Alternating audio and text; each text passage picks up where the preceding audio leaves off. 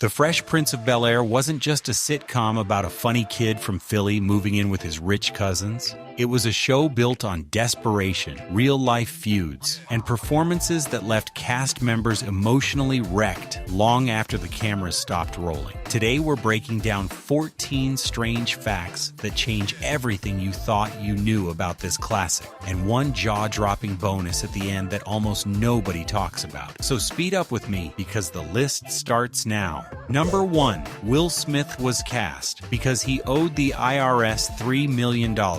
Will Smith wasn't chasing an acting career when the Fresh Prince landed in his lap. He was a celebrated rapper, one half of DJ Jazzy Jeff and the Fresh Prince, with Grammys on his shelf and hits on the radio. But behind the fame was a financial catastrophe in slow motion. By 1989, the IRS had come knocking with a bill of approximately $3 million in back taxes. Smith had spent everything he made, cars, jewelry, houses, without understanding the concept of a tax bill. The government moved fast. They garnished his royalties, seized his assets, and left him functionally broke despite being nationally famous. He was living with friends, borrowing money for food, watching his music career collapse under the weight of debt he'd built through ignorance and excess. Then, at a party, he met Quincy Jones, the legendary producer, who happened to be developing a new NBC sitcom. Jones saw something in Smith's charisma and humor.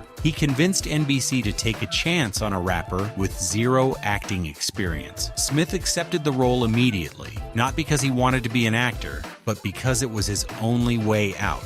For the first several years, the IRS automatically withdrew 70% of his Fresh Prince salary before he ever saw a cent. The show that made him a global icon started as a desperate financial survival plan. Number 2. The show almost got canceled after season 1. When The Fresh Prince premiered in September 1990, NBC expected a hit. What they got were disappointing numbers almost immediately. The network had buried it in a tough time slot against established competition with almost no promotional muscle behind it. Viewership dropped week after week through those first 13 episodes. NBC executives started holding internal meetings about pulling the plug, adding Fresh Prince to the long list of diverse programming experiments that hadn't stuck. But then someone looked closer at the demographic data. While overall ratings were soft, the show was dominating with viewers aged 12 to 34, especially black audiences who had largely been ignored by network television. Young people were finding it through word of mouth and making it appointment viewing. NBC faced a real dilemma: cancel a show with weak overall numbers or bet on a demographic they desperately needed. They also had a very practical problem. They had nothing ready to replace it, so they renewed reluctantly, moved it to a better time slot, and gave it a small bump in promotion. By season 2, word of mouth had done the work. By season 3, Fresh Prince was a legitimate hit. It came within weeks of being canceled forever, saved partly by demographics and partly by NBC having no backup plan. If you are enjoying this, take 2 seconds and leave a like. Subscribe if you want more videos like this. That support really motivates my work and helps a lot with bringing more content.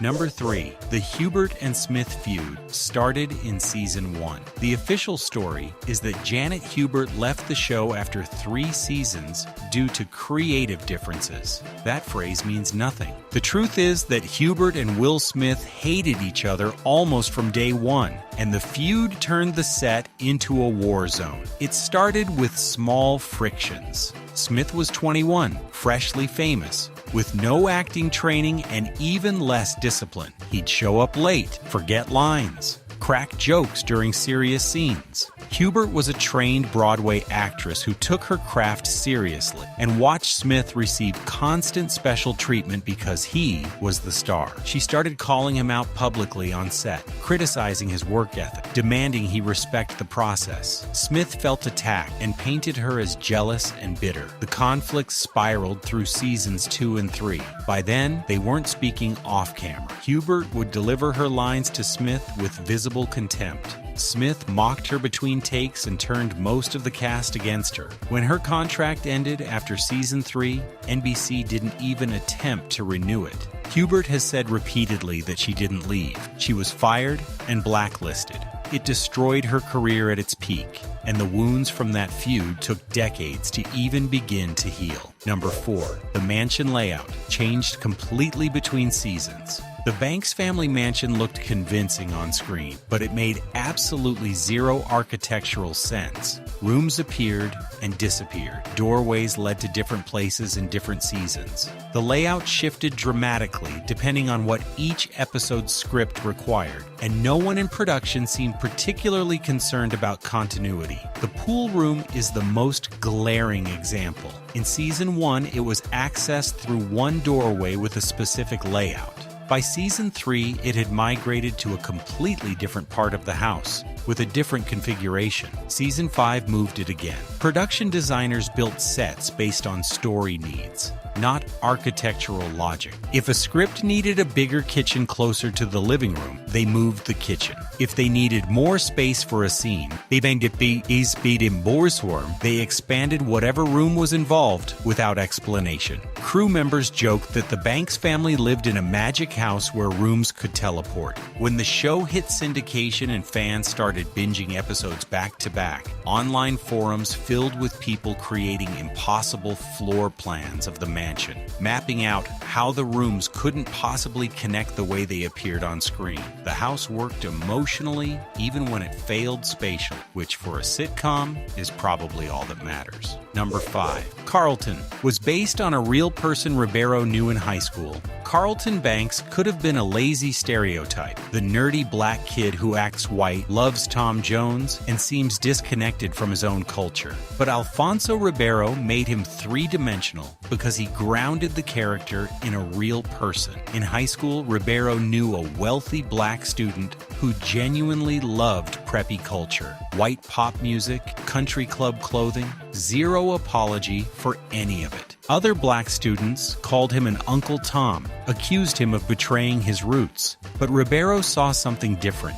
This kid wasn't performing whiteness or rejecting his identity. He was being authentically himself, raised in privilege, genuinely enjoying things that happened to be coded as white. He faced hostility from both directions. White kids who thought he was trying too hard. Black kids who saw him as a sellout. He couldn't win anywhere. Ribeiro carried that person in mind when shaping Carlton, understanding that wealthy black kids raised in predominantly white environments weren't a punchline. They were real people navigating genuinely complex identity questions. So Carlton was never just the butt of a joke. He was someone fighting for the right to like what he liked, struggling with being told he wasn't black enough while never being fully accepted by his white peers either. The Carlton dance was funny, but Carlton himself was never the punchline. And that dignity came from Ribeiro, remembering someone real. Number 6. Will Smith couldn't cry for the father. Episode Papa's Got a Brand New Excuse is considered the show's most powerful episode. Will's father, Lou, shows up after 14 years of absence, promises to be present, and then disappears again. The scene where Will breaks down and asks Uncle Phil, "How come he don't want me, man?" became legendary, taught in acting classes, cited as one of the greatest sitcom moments ever filmed. Getting that performance out of Will Smith was nearly impossible. He'd never done serious drama. He didn't know how to access that kind of depth, didn't know how to cry on command. They ran the scene multiple times. Smith's voice cracked. He got emotional. But the full breakdown wasn't happening. Director Shelley Jensen stopped filming and pulled James Avery aside. Avery took Smith to his dressing room and talked to him, really talked about children who grow up without fathers, about real abandonment, about the actual pain Will was supposed to be portraying. He shared personal stories. He helped Smith connect to something genuine beyond the words on the page. When they came back to the set, everything changed. The tears came, real and uncontrollable. Smith broke down completely, and Avery's hug at the end wasn't acting. It was genuine comfort from a mentor who understood exactly what had just happened. The scene was done in one take because Smith was emotionally destroyed and couldn't do it again. That performance changed his career and proved he could handle drama, and it only happened because he couldn't do it alone. Number 7. Smith was actively going bankrupt. When he got the role, Will Smith's financial crisis wasn't just stress on paper. By 1990, creditors and the IRS were actively pursuing it. They had seized his cars, frozen his bank accounts, placed liens on property. He was famous and functionally broke,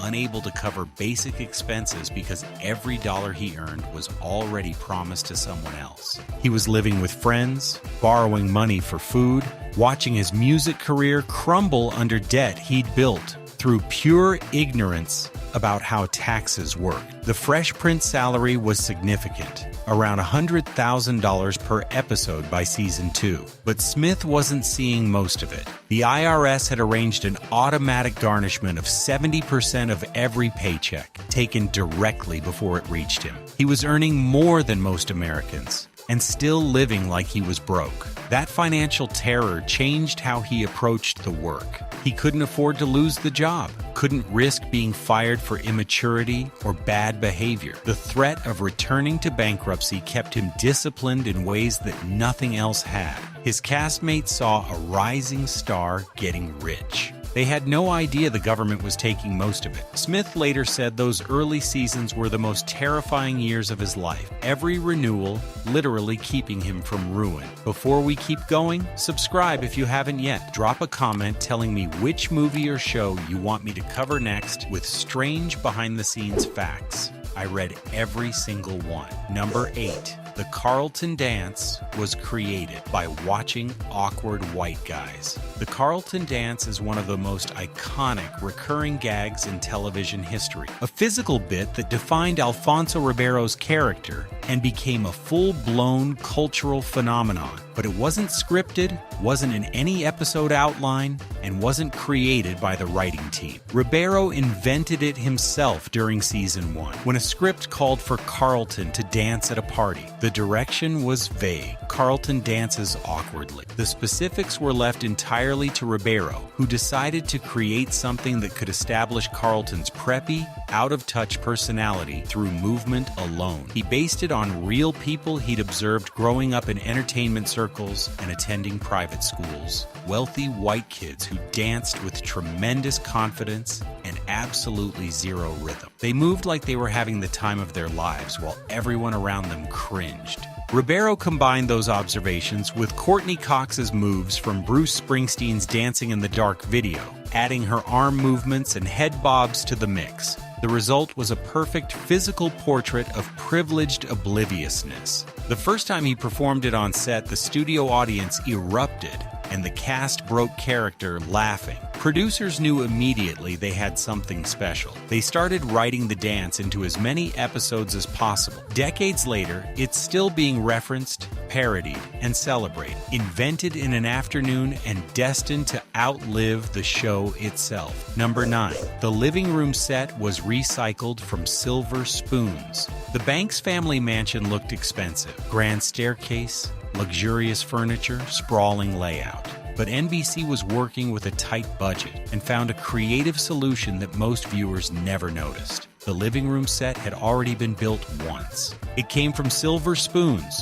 the 1980s sitcom about a rich kid living in a mansion. When that show ended in 1987, NBC stored the set in a warehouse. 3 years later, Fresh Prince producers needed a mansion interior and discovered those old sets still existed.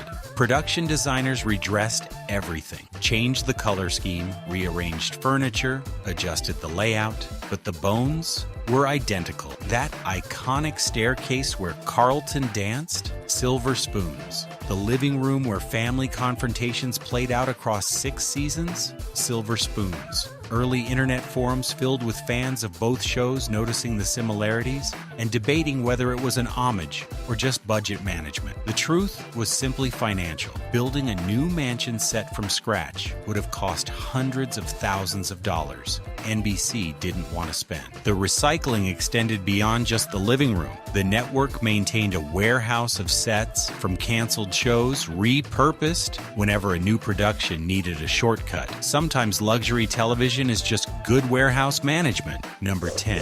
DJ Jazzy Jeff was only supposed to appear in one episode. Jazz wasn't part of the original series plan. Early season 1 scripts didn't include a recurring friend character for Will, but producers realized during filming that Will needed someone outside the Banks family to interact with, someone who represented his Philadelphia roots and genuinely didn't fit in Bel-Air. They wrote one episode where Will's friend Jazz visits from Philly, causes chaos, and gets thrown out of the mansion. The role was offered to Jeff Towns, Will Smith's real-life DJ partner, as a favor and a simple one-day paycheck. Jeff agreed reluctantly. He wasn't an actor. He felt uncomfortable with scripted comedy. He did it only because Smith asked. But when the episode aired, audiences loved the Jazz and Will dynamic because it was real. Their genuine friendship translated directly on screen in a way that no casting call could have manufactured. The physical comedy of Jazz being launched out of the house by Uncle Phil landed perfectly. Network executives immediately wanted him back, so they brought him back, then again, creating the running gag that became one of the show's most beloved bits. Jeff became a recurring character despite having no acting ambitions and a full music career to maintain. He'd fly in when needed, film his scenes, and leave. The show worked around his schedule because audiences demanded more Jazz. An accidental one-day performance became a 6-season legacy. Quick reminder to subscribe if you are enjoying these revelations. And tell me in the comments, do you know any strange fact about this show that I didn't mention? Let's build the list together. Number 11. Smith ad-libbed because he memorized everyone else's lines. If you watch early Fresh Prince episodes carefully, you'll notice something strange about Will Smith's performance. His mouth moves slightly while other actors deliver their lines. His eyes aren't quite focused on whoever's speaking to him. He pauses oddly before responding. This wasn't bad acting. It was a specific and embarrassing technical failure. Smith couldn't memorize scripts the way actors are supposed to. He'd study his lines obsessively, drilling them over and over. But in the process, he'd accidentally memorize everyone else's lines too. During filming, he was mentally running the entire scene in his head, including the other actors' dialogue. Directors noticed immediately and told him to stop. Smith couldn't. His brain had locked onto the full script and couldn't filter down to just his parts. He was essentially watching a film in his head simultaneously with the one being shot in front of him. James Avery worked with him to fix it, teaching him to actually listen to his scene partners rather than internally recite what he already knew they were going to say. Gradually, Smith learned to memorize only his own lines and stay present in the moment. By season 3, the lip moving had mostly stopped. But those early episodes preserved the learning curve of a rapper turned actor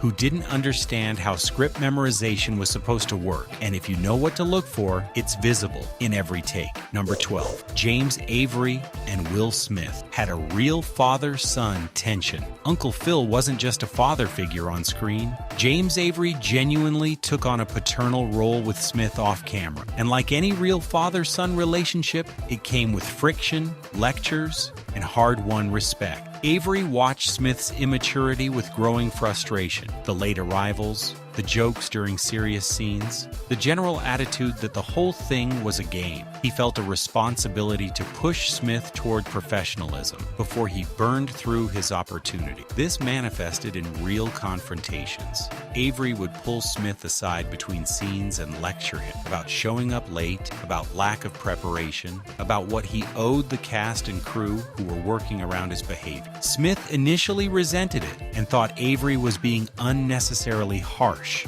but Avery kept at it, explaining that as the star, Smith set the tone for everyone else on set. He shared stories about talented people who had blown their chances through immaturity, using them as cautionary warnings. Gradually, Smith started listening. He began arriving on time, studying his scripts properly, respecting the emotional weight of dramatic scenes. When Avery died in 2013, Smith said publicly that Avery had been more of a father to him than anyone outside his actual dad. The chemistry between Uncle Phil and Will worked on screen because in every way that mattered, it was real. Number 13. Daphne Maxwell Reid was hired because she'd never watched the show when Janet Hubert left and NBC needed a new Aunt Viv. Producers faced an unusual challenge. They needed someone who wouldn't try to replicate what Hubert had done. Someone who'd bring a completely fresh interpretation of the character without the weight of comparison. So they made an unconventional casting requirement. They wanted actresses who had never watched The Fresh Prince of Bel-Air. Most of the women who auditioned admitted they'd seen the show, studied Hubert's performance, and arrived with ideas about how to honor or continue what she'd built. Daphne Maxwell Reid showed up and told them she'd never watched a single episode. She'd been busy with other work, wasn't a big sitcom viewer, and knew the show existed only by reputation. Producers were initially skeptical. Did her ignorance mean she didn't care? But in the audition room, they realized her lack of familiarity was exactly what they needed. Reid wasn't avoiding Hubert. She wasn't overcompensating or trying to be different. She was simply creating her own version from scratch, based only on scripts and character descriptions, with no reference point pulling her in any direction. Where Hubert had played Vivian as sophisticated and sometimes cool, Reid played her as warm and nurturing. The two Aunt Vivs were so different that audiences initially struggled with the swap. But Reid's complete freedom from the previous version is exactly why the transition eventually worked.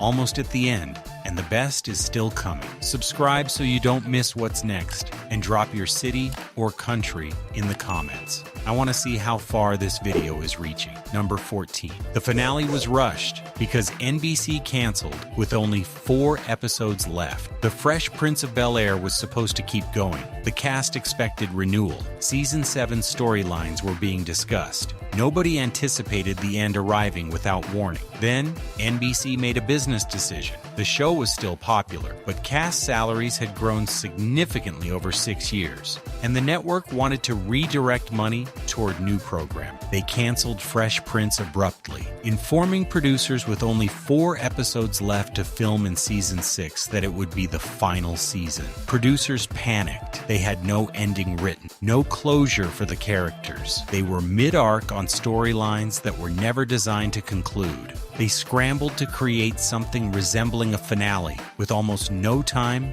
and no resources. The result is an episode that feels incomplete because it literally was. The Banks family packs up and moves. Everyone says goodbye to the mansion, but there's no emotional resolution, no flash forwards, no conclusions to running storylines, no real goodbye between Will and Uncle Phil that matched what 6 seasons had built toward, just everyone leaving. Audiences who loved the show were left confused by how unsatisfying it felt. Cast members said for years afterward that they wished they'd known in advance so they could have written a proper ending. Instead, the Fresh Prince of Bel-Air just stopped. Bonus: the deleted scene. Where Will made a joke about AIDS that NBC buried in season 2 during an episode about safe sex and responsibility. There was originally a scene where Will made a flippant joke about AIDS while talking to Carlton. The joke was written during the height of the AIDS crisis, a time when the disease was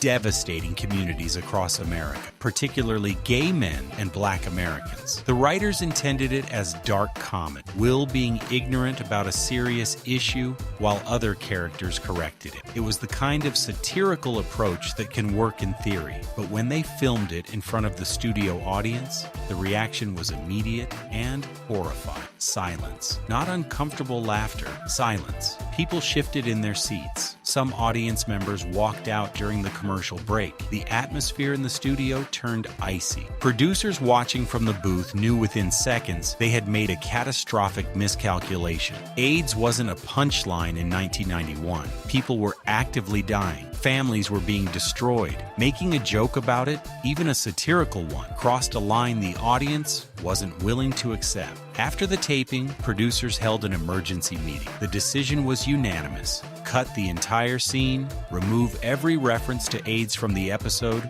and reshoot a replacement about general safe sex. The original footage was locked away, never included on DVD releases, never shown in syndication. NBC buried it completely, and pretended that version of the episode never existed. Cast members who remember filming it said the joke seemed defensible on paper when you could explain the intent. But hearing it spoken aloud to an audience living through real AIDS deaths made the tone deafness impossible to ignore. Some stories stay cut for a reason, and those were 14 strange facts about the Fresh Prince of Bel-Air, a show that looked light on the outside and had real darkness behind it. Bankruptcy, feuds, scenes that required real therapy to film, and a network that barely believed in it before it became a classic. If you made it this far, leave a like, subscribe, and comment which fact surprised you the most. And don't forget to suggest another movie or show that deserves a list of strange facts. See you in the next video.